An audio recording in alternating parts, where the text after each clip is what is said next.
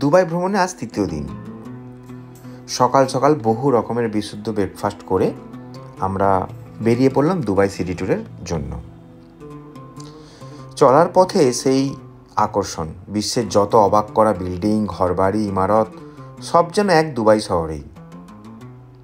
এক কথায় বলতে গেলে একবিংশ শতাব্দীর আধুনিক স্থাপত্য ও নির্মাণ শিল্পের মিউজিয়াম গড়ে উঠেছে, যা দুবাই শহরে ঘুরে বেড়ালেই চলার পথেই বোঝা যায়।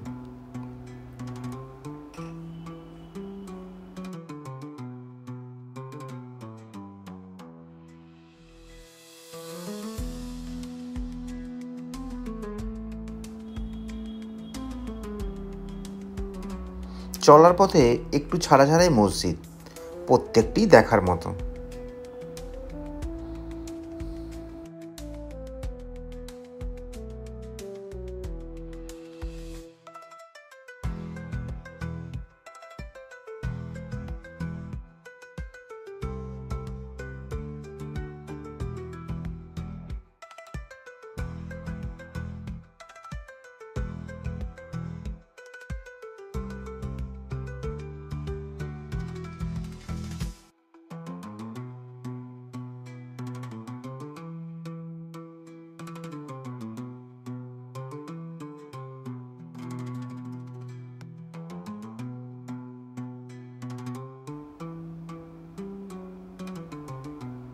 আমরা প্রথমে এলাম কিং প্যালেস, দুবাই রাজার বাড়ি।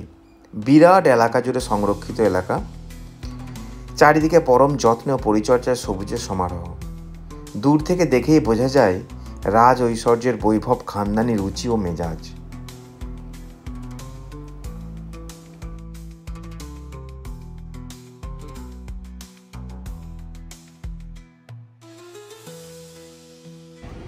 নমস্কার। আজকে আমাদের দুবাই ভ্রমণের তৃতীয় দিন। আজকে সকালবেলায় ব্রেকফাস্ট করে আমরা বেরিয়েছি দুবাই সিটি ট্যুর। তো সিটি ট্যুরে প্রথমেই আমরা এলাম কিং প্যালেস। বর্তমানে যে দুবাইয়ের যিনি প্রেসিডেন্ট, তার এটি হচ্ছে আবাসস্থল। স্বাভাবিকভাবেই বিশাল এলাকা জুড়ে সুন্দর সাজানো গোছানো সংরক্ষিত এলাকা, দেখার মতো। রাজার বাড়ি, দুবাই রাজার বাড়ি, সে তো হবেই। তবে একটা নিরাপত্তার জন্য ওই পর্যন্ত যাওয়া যাবে, প্যালেসের ভিতরে যাওয়া যাবে না, কিন্তু বাইরে যতটা দেখার সেটাই যথেষ্ট। এর যে বৈভব আভিজাত্য, এই যে তখনকার সেফটি বিজড়িত মূল্যবান গাড়ি, 4 হুইলার, সেটা কি সংরক্ষিত করা হয়েছে কোথাও, রাজার গাড়ি বলে কথা। দেখতে এরকম, কিন্তু এর একটা ঐতিহ্য আছে এবং খুবই দামি গাড়ি, বিভিন্ন রকম ব্যাপার আছে গুণগত মানের দিক থেকে।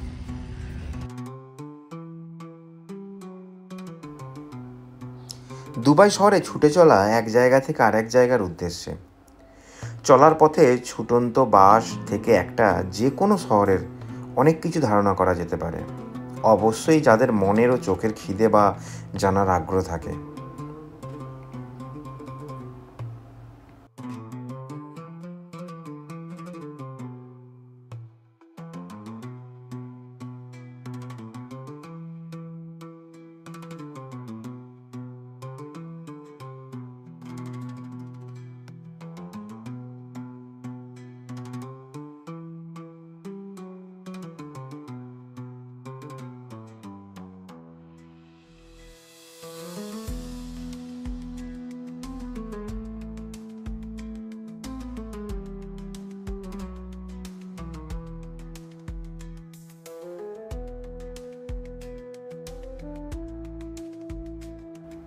আমরা পৌঁছে গেলাম জুমেরাই বিচ। সাদা বালুকা বেলা, আরব সাগরে নীল জলের মৃদুমন্দ ঢেউ, রৌদ্র উজ্জ্বল ঝলমলে দিন। দেশ বিদেশের আগন্তকেরা সমুদ্র সানে গা হেলিয়ে পড়ে রয়েছে এখানে ওখানে। সব মিলে সুন্দর সামুদ্রিক সৌন্দর্য বলা যায়।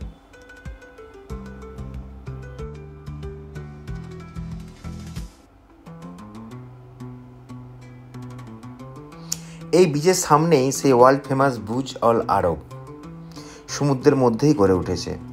মনে হবে যেন জাহাজের পাল। এর যা সব ব্যাপার, যা অল্প কথায় বলা যায় না। সব থেকে লাক্সারি আর ব্যয়বহুল এই বুর্জ আল আরব। রাত্রিবাস করা যেতে পারে, কিন্তু অনেক খরচাবহুল। জুমেরা বিচে সেদিন বলাকার 51টি পরিবার কাছের লোককে সাথে করে ঘুরে বেড়ানো আর পায়ের পাতা ভেজানো খেলায় কিছুটা সময়।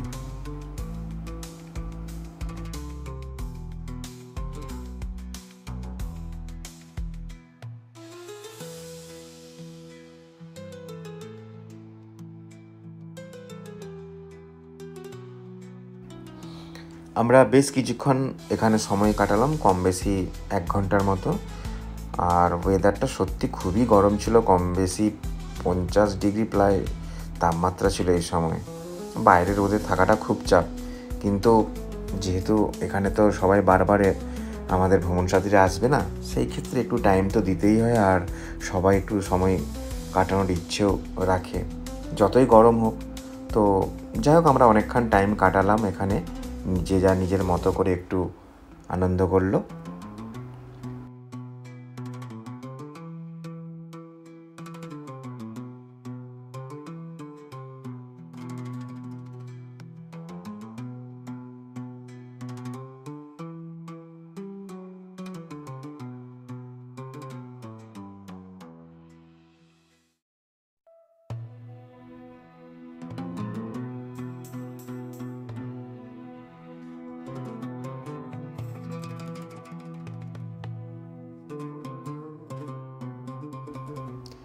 এখানে এক একটি হোটেল এবং রিসর্ট ও তার করিডোর দেখলে অবাক হতে হয়, কি অসাধারণ সব সাজসজ্জা।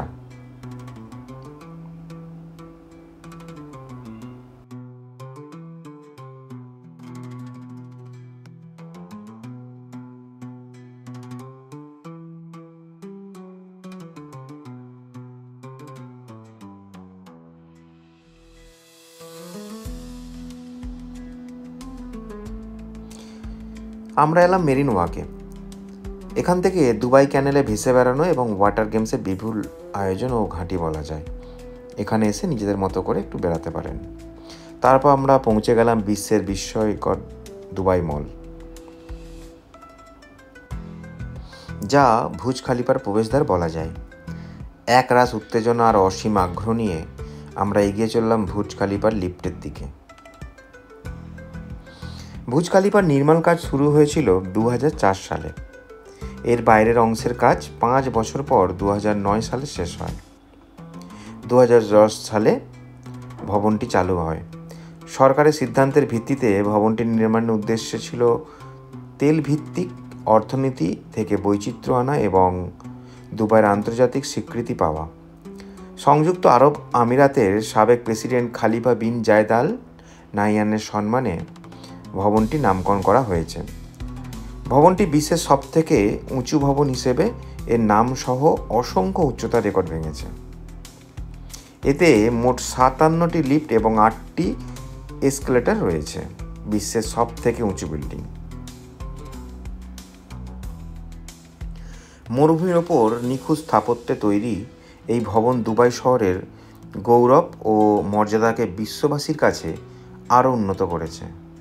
সর্বাধিক সংখ্যক আভিজাত্য হোটেল, শপিং সেন্টার এবং অফিস নিয়ে 2010 সালের 4 জানুয়ারি উদ্বোধন হওয়া বুর্জ খলিফা দুবাই শহরের অন্যতম একটি দর্শনীয় স্থানে পরিণত হয়েছে। দুবাই ভ্রমণে এসে যদি কেউ বুর্জ খলিফা না দেখে, তাহলে তার দুবাই ভ্রমণ অসম্পূর্ণই থেকে যায় আমার মনে হয়। তাই তো শুধুমাত্র বুর্জ খলিফা টাওয়ার দেখার জন্য বিভিন্ন দেশের মানুষ দুবাই শহরে পাড়ি জমায়। বিশ্বের অসংখ্য রেকর্ডধারী বুর্জ খলিফার উচ্চতা প্রায় 2716.5 ফুট।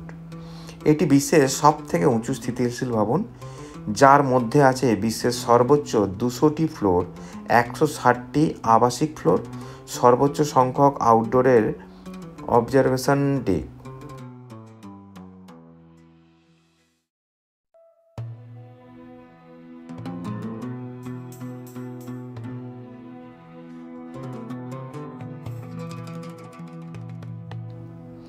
আমরা চলে এলাম বুর্জ খলিফায় 124 তলায়। সে এক আলাদা অনুভূতি সবার মনে, যা ভাষায় আমি কেন রানারাও আমাদের ভ্রমণ সাথীরাও প্রকাশ করতে পারছিল না। অত ওপর থেকে 100 তলা 80 তলা বিল্ডিংগুলো যেন খেলনার মতো মনে হচ্ছে। পাখির চোখে নিজের যা কিছু সব যেন লিলিপুটের দেশ মনে হয়। যেন বিশ্বের বৃহত্তম সিংহজয়ের আনন্দে আমাদের সবাই উচ্ছ্বাসে মাতোয়ারা হলেন। যে যার জীবনে এই ঐতিহাসিক মুহূর্তের ছবি তুললেন। এখানে ওপর থেকে যারা ফটোগ্রাফি করেন কিংবা ক্যামেরা নিয়ে যাবেন, সত্যি ফটোগ্রাফির পারফেক্ট জায়গা। সত্যি সত্যি মানে খুবই সুন্দর, মানে চোখে না দেখলে বোঝা যায় না যে ওপর থেকে শহরটাকে কি সুন্দর লাগছে। আমরা সবাই মিলে ওখানে 124 তলা ওঠার পর সিঁড়ি দিয়ে নিচে নেওয়া যায় 123 ফ্লোরে। ওখান থেকে বসে বেশ কিছুক্ষণ সময় কাটানো যায়, ওখানে ফটোগ্রাফি করা যায়, আলাদাভাবে আপনি টাইম কাটাতে পারেন। ওখানে কোনো বিরক্ত করবেন না আপনাকে যে নেমে পড়ুন, ওখানে বেশ কিছুক্ষণ টাইম কাটানো যেতে পারে। তো আমাদের ভ্রমণ সাথীরা ওখানে কিছুক্ষণ সময় কাটালো এবং ফটোগ্রাফি করলেন।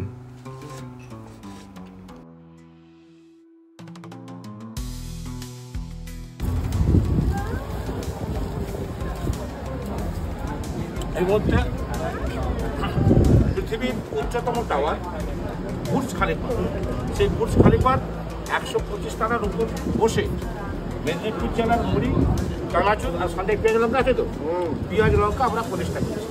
অর্থাৎ বুর্জ খালিফা বা বুর্জ টাওয়ারে বসে, খালিফা টাওয়ারে বসে মেদিনীপুরের মুড়ি আর চানাচুর।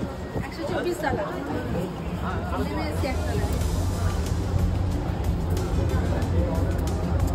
নন স্টপ ক্যামেরায় দেখছেন 125 তলার উপর থেকে প্রায় সমগ্র দুবাই শহর, আর তার সাথে অবশ্যই মুড়ি চানাচুর। আমি চিত্রের গ্রাহক তাপনকে বলবো আর একবার আমাদের প্রিয় মুড়ি আর চানাচুরের দিকে। সবাই ভালো থাকবেন। মোলাকা ভবন সংস্থার পক্ষ থেকে সমস্ত ভবন সাথীদের অভিনন্দন।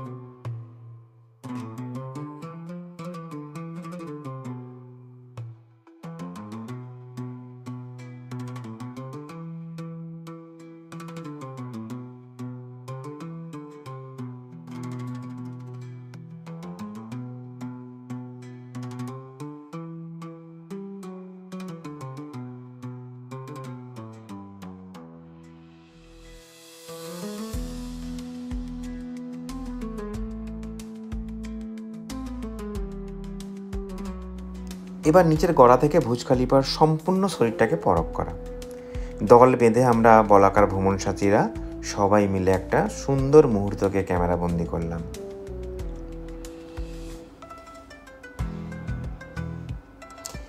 দুবাই মলে আমরা অ্যাকোরিয়াম দেখলাম। কি বিশাল তার আয়তন, কি বড় বড় মানুষকে সামুদ্রিক হাঙর থেকে নাম না জানা, আগে না দেখা বর্ণময় সব জলজ প্রাণী, জলকলি। অনেকক্ষণ দাঁড়িয়ে দেখতে ইচ্ছে হয়। দুবাই মলে কৃত্রিম জলপ্রপাত, যান্ত্রিক হলেও ঝিরঝির করে ঝরে চলছে ঝমঝম শব্দেও ছন্দে। তারপর আমরা এটি দেখার পর আমরা আবার পায়ে হেঁটে এগিয়ে গেলাম। দুবাই মলে একটি জায়গা আছে যেখানে আইস স্কেটিং, মানে ওখানে আপনার যারা জানে আর কি, তারা ওখানে বেশ কিছুক্ষণ সময় কাটানোর জন্য একদম সুন্দর জায়গা।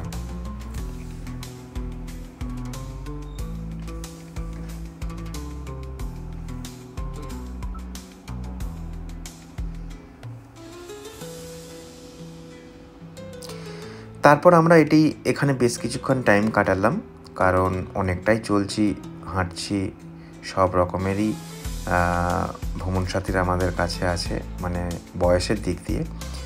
তারপর আমরা ওখান থেকে চায়না মার্কেটে এলাম। যেন এসে হঠাৎ মনে হবে আমি চীন দেশের এক মার্কেটে চলে এসেছি, এমনভাবেই সাজানো গোছানো মার্কেটটা। এগুলো কিন্তু সবই দুবাই মলের ভেতরে। দুবাই মলটি এত বড় যে 50টি ফুটবল মাঠের সমান।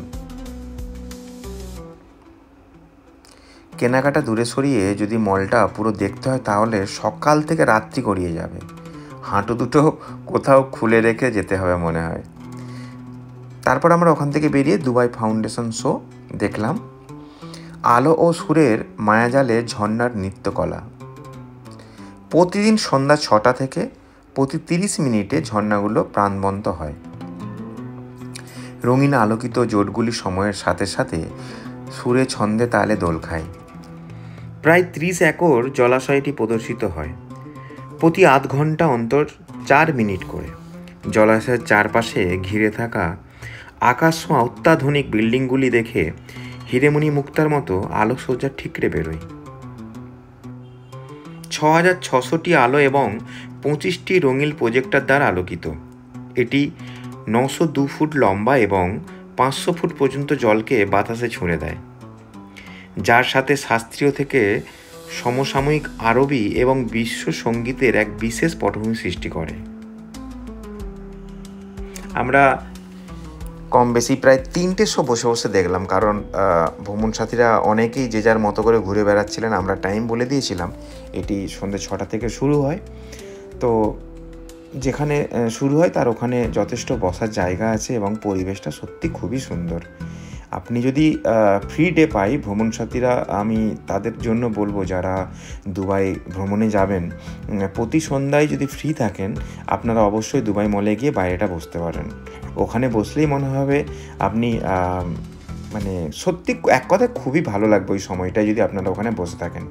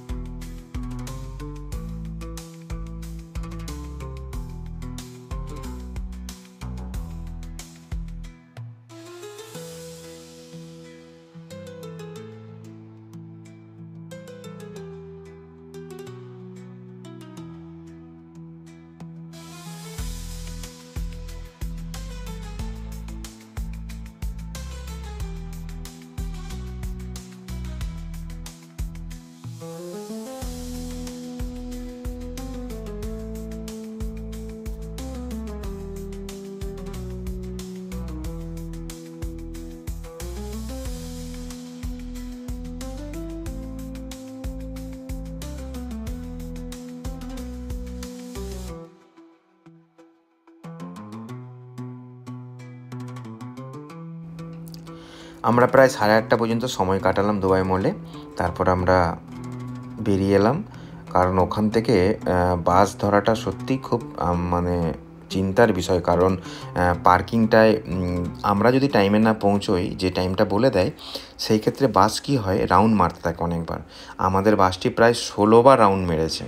তো যাই হোক, আমরা বাসে উঠে আমাদের সেই অস্থায়ী ঠিকানার উদ্দেশ্যে আবার সকাল থেকে বেরিয়েছিলাম। সবাইয়ের শরীর প্রায় ক্লান্ত, প্রায় নয় সত্যিই ক্লান্ত। রাতে গিয়ে আমাদের হোটেলেই ওই দিন ডিনার আমাদের বুক করা ছিল। তো যাই হোক, আমাদের সিটি ট্যুরটা আজকে সম্পূর্ণ হলো। আপনারা ভালো থাকবেন আর সবাইকে শুভরাত্রি। আবার দেখা হবে পরের দিন। সবাইকে গুড নাইট, শুভরাত্রি, ভালো থাকবেন আর মনে রাখবেন।